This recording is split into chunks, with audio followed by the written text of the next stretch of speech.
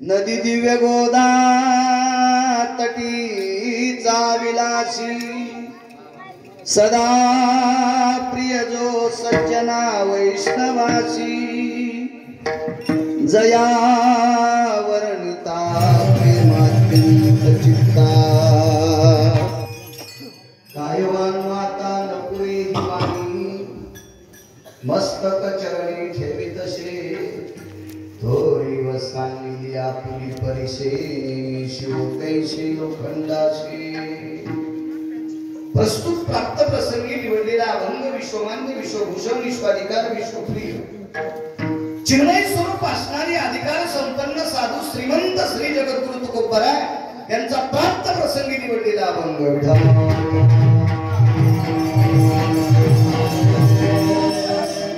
अजूनही बाजार चाललायच त्यावेळेला व्यक्ती तुकोबराय असताना सुद्धा विश्वात नामाचा प्रचार केला हरिभजनी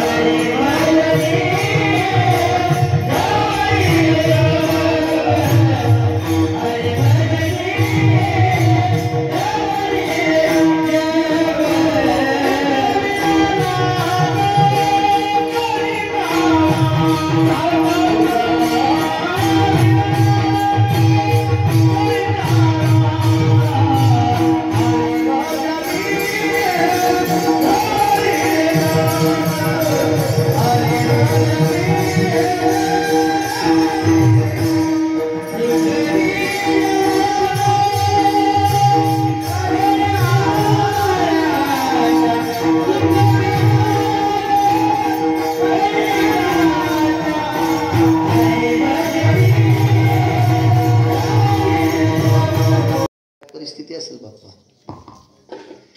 मग 60 वर्षापूर्वी ज्यांनी या सप्ताहाचं रोपटं लावलंय त्याच्यातले काही असतील काही नसतील, असतील त्यांच्याही चरणी दंडवत आणि गेलेले असतील त्यांनाही स्वर्गाच्या ठिकाणी अधिष्ठान मिळो अशी मारुतीरायाच्या चरणी प्रार्थना.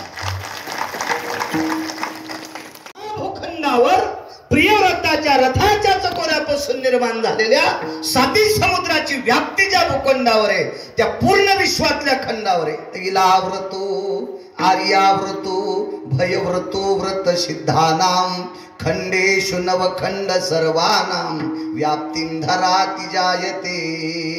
या सर्व विश्वामध्ये नामाचा प्रचारक ठरले तुकोबराय. वाणी किती श्रेष्ठ असेल. किती श्रेष्ठ असेल. फार काही तुमच्याकडे पैसे झाले तर आमच्यासारख्याला 2 घंट्यान रोजाला लावू शकता.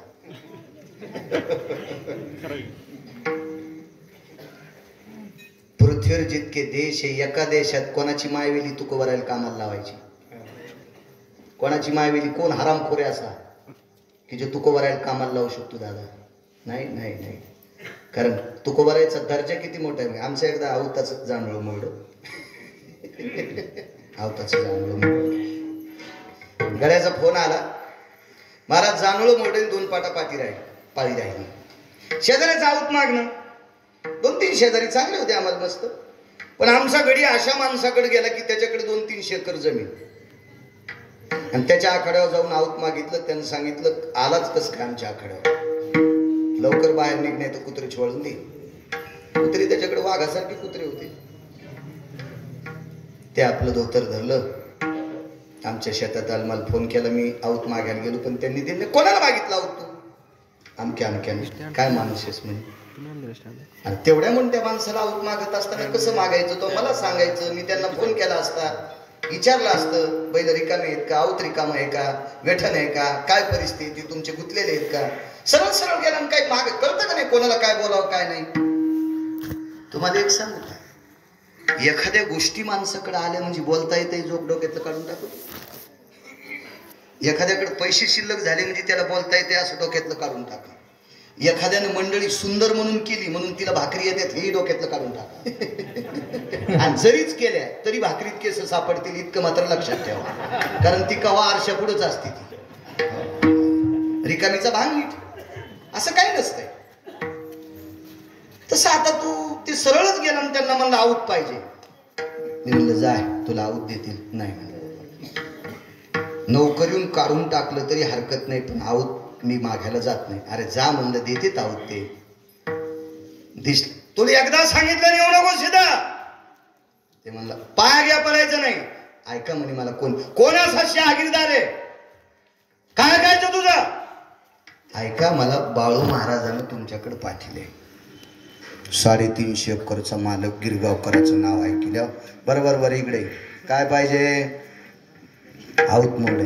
तुला पहिल्यान कळत नव्हतं का मी कोणाचा गडी म्हणायला? तुम्ही ऐकून घ्यायलाच तयार नाहीत म्हणजे दादा. बाळू महाराजाची 2 पाटा पाळी राहिली आणि त्याचं जानवळ मोडे, आऊत फक्त द्या. ते माणूस म्हणला माझं आऊत माझ्या बैलावर भरलेला आहे. बैलाची उंची ठरलेली असती, कोण्या बैलावर शेव कोण्या बैलावर करळ.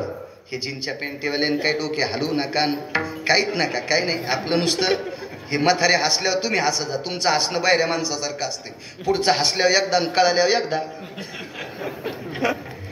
तर शेव करळ आऊत होईल, पण तुझ्या बैलावर एक तर शेव होईल नाही तर करळ होईल. तुझी पाळी जमणार नाही. आऊत आमचंच नाही, बैल आमचेच नाही, येठण आमचंच नाही, आणि आमचे बैल तुला चालणार नाहीत. गडी बी आमचा घंटाकसा नाही, आणि आमच्या बैलाला आऊत सुटल्यावर मका लागती. पेंडीवर मका बी आमचीच कापून नाही. दृष्टांत सांगतो. गिरगावच्या बाळूचं नाव ऐकल्यावर आऊत भेटतंय, बैल भेटतेत, गडी घंटाभर भेटतोय. कोणाच्या नावानं भाकरी खातो गिरगावचा बाळू? तुकोबरायच्या, ज्ञानोबरायच्या, नामदेवरायच्या, चोखोबरायच्या, नाथबाबाच्या, सावता महाराजांच्या, सेना महाराजांच्या, रविदास महाराजांच्या, मीराबाई, जनाबाई, मुक्ताबाई, सखुबाई, निवृत्तीदादा, सोपानदेव यांच्या नावावर, तुकोबरायच्या नावावर 2 टायमाच्या भाकरी खाणाऱ्या गिरगावकराला त्याचं नाव ऐकल्या आऊत भेटते. तुकोबरायच्या नावाचा दर्जा किती? तुकाराम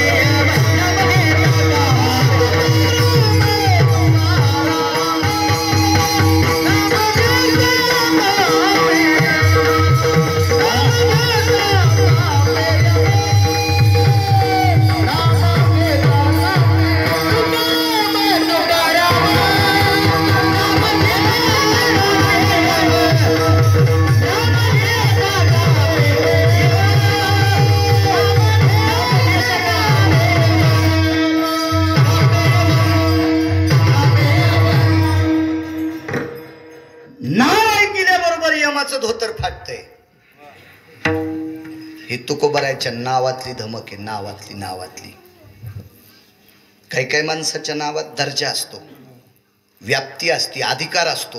ते नाव ऐकल्याच्या नंतर काही काही माणसं असे आश्चर्याचा एक वेगळा सुस्कार सोडतात. असं तुकोबारायचं नाव. चला, आपल्याकडे किती पैसे असल्यावर यमाला कामाला लावता येईल? गुरुजी लावता येईल का? उलट सांगू का, मधला जी महामारी आलती का त्याच्यात यमालाच भेऊ लागली लोक. माणसं इतकी यमाला भेले की जित्या माणसालाच काही काही न फुकून दिलं, मेलं म्हणून.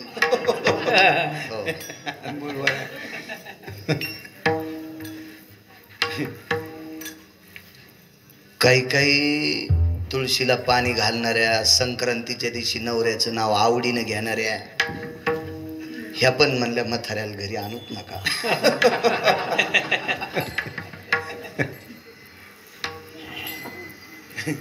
त्या ह्यानं पण नवऱ्याच्या ब्रश शेजारी स्वतःचा ब्रश ठेवला नाही. नवऱ्याच्या खिडकीत त्याचा ह्या खिडकीत, म्हणजे दोन्हीचा ब्रश एका जाग्यावर नाही. त्याला झाला तर मला होईल. कशाला भेले माणसं? यमाला. एवढा यमाचा अधिकार आहे. आणि तो यम नुसता तुकोबारायच्या घरचे भांडे घासीत नव्हता, तर कामाला आल्यावर पहिला मुजरा करीत होता. काळ गुलाम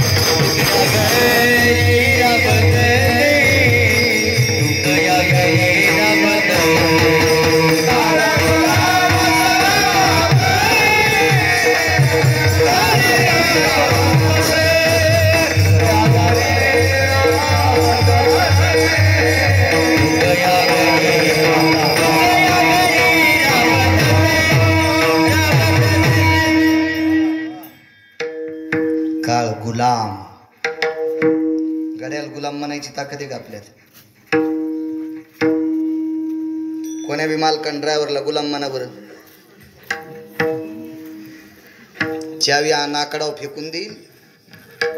पैसे नसले ते म्हणला मी पायी जाईन, पण तुझी गाडी चालणार नाही, असं होईल का नाही दादा? म्हणता येतं का नोकराला गुलाम? तुकोबारायच्या घरी काळ गुलाम होता. नुसता गुलाम नाही, कोण असा नोकरी आल्या आल्या मालकाच्या पाया पडतो? बर मालक महाराज लागन ना, बरं असला महाराज तर धड लागन ना. हा, हिकीच नसला पाहिजे ना, नालायक नसला पाहिजे, भंगिऱ्या नसला पाहिजे, नुसतं लोकायत भजन करणारा असला असं नाही ना.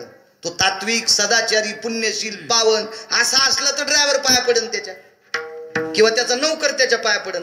आणि तो महाराज जर नालायक असेल तर ड्रायव्हर रिकामा गडी निकामा त्याच्या पाया पडायला नाही. आपला कोणाचाही नोकर पडणार नाही. तुकोबारायचा काळ नोकर असून पहिला सकाळी मुजरा करायचा. गुरुजी काळ गुलाम सलाम करी. किती मोठी व्याप्ती हो. एवढा अधिकार असताना तरी पण तुकोबाराय म्हणतात या वाणीनं संतांचा महिमा वर्णन करणं होत नाही. याच्याकरता मी त्यांच्या पायावर डोकं ठेवणं उचित मानतोय. त्याअर्थी संत किती मोठे असतील. फारसं काही वेळेत सांगेल, जास्त त्रास देणार नाही तुम्हाला. थंडीचे दिवस आहेत आणि आज तुम्ही बरेच फोनवर बेजार येतं. आज एक द्वापार युगाच्या नंतरचं आजचं कुरुक्षेत्र होतं. एक आज बऱ्यापैकी सगळ्याच्या कणाकणात ते वारं भरलेले, त्याच्यामुळे मी पण शिल्लक तुम्हाला त्रास देणार नाही. विठाला विठाला.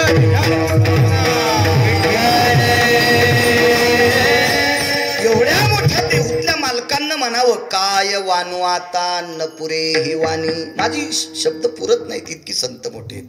किती मोठे आहेत सांगतो. तत्पूर्वी मोठ्या श्रद्धेने गेल्या 60 वर्षापासून 60 वर्षापूर्वी ज्यांनी या सप्ताहाचं रोपटं लावलंय, आता तुम्ही त्याच्यातले काही असतील काही नसतील, असतील त्यांच्याही चरणी दंडवत, आणि गेलेले असतील त्यांनाही स्वर्गाच्या ठिकाणी अधिष्ठान मिळो अशी मारुतीरायाच्या चरणी प्रार्थना.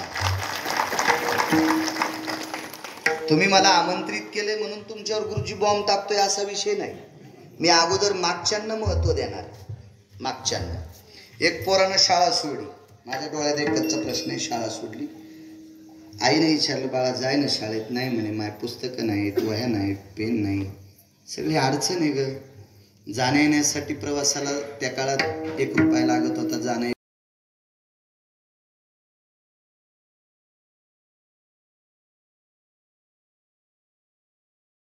मागच्यांची पुण्य, मागच्यांची पुण्य, त्यांनी ती मुहूर्तमेढ लावली. म्हणून आज तुम्ही इंद्राला लाजवील, इंद्राच्या वैभवाला लाजवील, रावणाच्या वैभवाला लाजवील, एवढा मोठा करताल, पण त्याला 60 वर्ष नाव तुमच्यामुळे देता येत नाही, मागच्यांमुळे देता. उपवास पार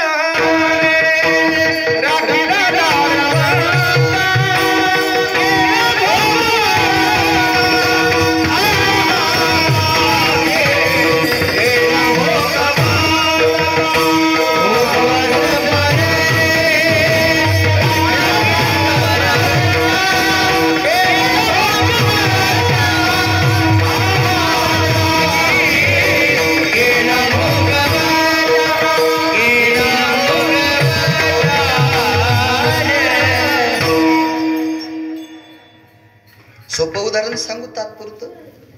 60 वर्षापूर्वी आलेल्या कीर्तनकाराला, मृदंगाचार्याला, गायकांना बिस्किट होते का? इमानदारीने सांगायचं. गिरगावच्या बाळूची शपथ आहे तुम्हाला. असतील का बाई? हातातल्या बांगड्या एक बाई आरशात पाहू लागली. येडगळ होती ना, गोळ्या संपलेली. हातातल्या नवऱ्यानं बांगड्या आणल्या आणि ती आरशात पाहू लागली. मी तितक्यात गेलो. म्हणलं जी आरशात काम नाही, कशा दिसत्यात पाहिले. म्हणलं डोळे नदीत गेले तुम्ही. हातातल्या बांगड्या सरळ सरळ बघायच्या ना आरशात बघायची काय गरज आहे? सोपं उदाहरण होतं का नाही? असेल का ती परिस्थिती? कन्या, आंबाड्या, घुगऱ्या या परिस्थितीत सत्य असतील. आमटी भाकरीवर 60 वर्षापूर्वीची गुरुची परंपरा. आणि ती परंपरा तुम्ही गावातल्या सात्विक, सदाचारी, पुण्यशील, पावन लोकांनी इथपर्यंत आणली. आणि या 5व्या तपपूर्ती सोहळ्यात गिरगावच्या बाळूला एक लहानशी आहुती टाकण्याचा योग येतोय. ते माझं परम भाग्य आहे. हरिभक्तीपरायण वैकुंठवासी गणेशनाथ महाराज उजनीकर, व्यासपीठ बाळकृष्ण महाराज आदी करून गावातील भजनी मंडळी, पंचक्रोशीतली भजनी मंडळी सर्वांच्या सहकार्यानं चालत असलेला हा सोहळा आज आदरणीय महाराष्ट्रातील ख्यातनाम मृदंगाचार्य, महाराष्ट्र ज्यांना अगदी पुरेपूर ओळखतोय अशा हरिभक्तीपरायण भरत महाराज पठाडे आहेत. त्यांनाही आमंत्रित केलं. आदरणीय गायन क्षेत्रातलं महाराष्ट्रातलं एक नाविन्यपूर्ण रत्न, सर्व लोक त्यांना ओळखतात. गायन क्षेत्रातली बुलंदतोप आदरणीय उद्धव बापू आहेत, ज्यांच्याकडं कीर्तनात मुद्देसूद प्रमाण ऐकत राहावा असे उत्तरेश्वर बापू वांगीकर आहेत. बराच काळ आध्यात्मिक क्षेत्रात जुनाट, सात्विक, सदाचारी, पुण्यशील, पावन महाराज लोकांच्या सानिध्यात भजन क्षेत्रात घातला असे दिलीप अण्णा. अण्णांचे 3 सुपुत्र इथंच आहेत. गुरुजी हे शैक्षणिक क्षेत्रात नाविन्यपूर्ण 3 झाले असतील. मी आबा तुमचं वर्णन करील, भैया तुमचं करील, दादा तुझंही करल, पण तुम्हाला आशीर्वाद अण्णांचा आहे म्हणून मोठे झालात इतकं मात्र लक्षात ठेवा. विडाला विडाला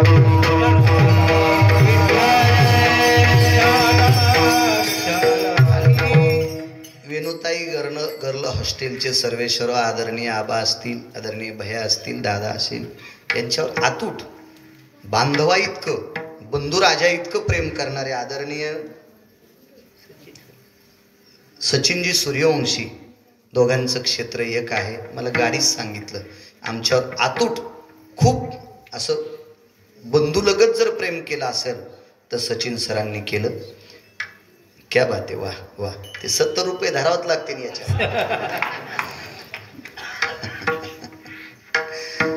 एक निष्ठा असती, एक भाव असतो, एक श्रद्धा असती. आणि म्हणून बाळू महाराजांची तारीख घेत असताना या कुटुंबाशी मी निगडीत आहे.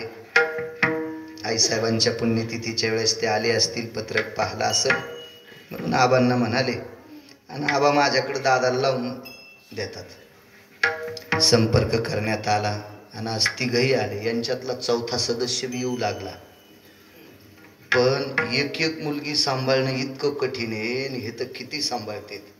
त्याच्यामुळं म्हणलं परमेश्वर भयाल म्हणलं थांब राजा, तू हे सांभाळ, हे सगळं सिस्टम मी घेऊन चाललोय, तू थांब तिथं. आदरणीय गुरुजी सुद्धा आलेले आहेत. थकलेले होते, चला म्हणल्यावर नाही म्हटले नाही, तेही आलेत. आणि सचिन सरांच्या वतीनं संपर्क केला. आदरणीय परमश्रद्धेय वयोवृद्ध तपोवृद्ध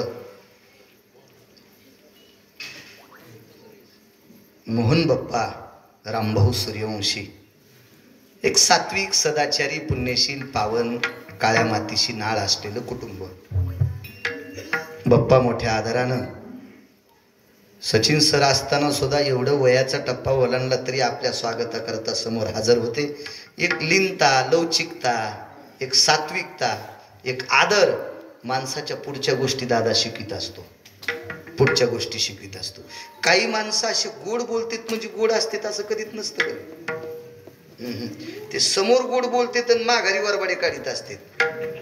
तुम्हाला किती लोक दाखवायचे, तोंडावर वर्णन करते तर माघारी निंदा करते. ऐक त्याचा पुरावा. जेने मुकेश